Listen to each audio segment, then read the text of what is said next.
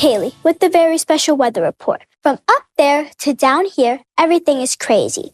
If we don't listen to scientists, things are going to be even crazier when I grow up. 小女孩不是危言耸听，才刚经历史上最热1年。经济学家说，考验才刚开始。We are incorporating climate risk into our modeling and into our forecasting. And it is starting to impact our longer-term economic projections. When I say long-term, more than a year or two. Over the next 10, 20 years, the biggest economic cost is going to be related to so-called physical risks. Those are the damage created by hurricanes and flooding and wildfires, which are occurring with greater frequency and causing increased economic loss that we're all going to have to struggle with. 极端天气来袭，被称为末日博士的卢比尼就描绘出人类即将面对的厄运。Everybody says we're going to reach net zero, but there's a lot of greenwashing and green wishing rather than real specific plans. The economic and fiscal damage coming from climate change is going to become very severe very soon. In countries where climate change becomes severe, you'll have a collapse of economic activity, lack of water, desertification, collapse of agriculture.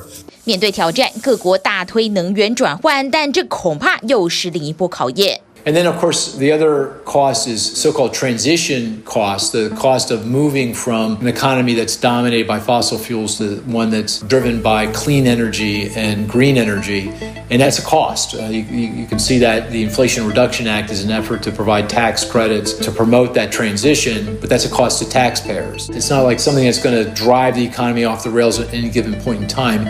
It's more like a weight on the economy, kind of like a corrosive on the economy. 要承受这么多的成本压力，但全球暖化可没有超级开关，做出改变就立刻有改善。对很多国家来说，这恐怕是一大难关。Even if we turned off all the emissions immediately, we would still have decades, maybe even centuries of climate change, but it would be very gradual compared to what we're experiencing right now. We can't stop what's in the works already, but we need to do this because there is no way to adapt to what is now in store if we don't change our ways. 因此，专家强调，富裕国家承担起更多责任，才有机会真正看到变化。Growth is necessary in order to meet our environmental goals.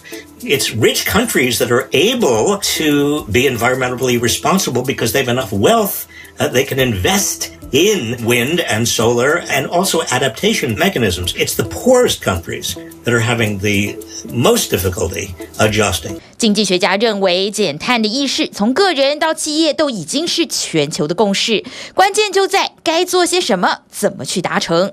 这就需要政府跟学术界共同合作，拟定指导方针，协助企业度过转型期间的挣扎。We want to understand how we have all these new technologies which are very disruptive in the economic sense. They change jobs, they change the way the economy works.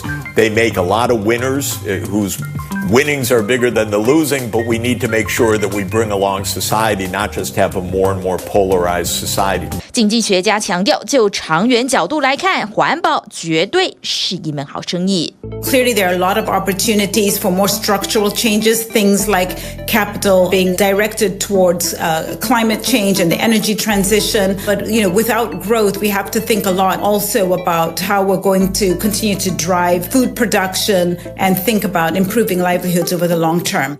专家认为，环保跟经济发展并不是只能2选1，确实看到不同的痛点，做出改善，各国相互合作，才有机会真正力挽狂澜。TVBS 新闻综合报道。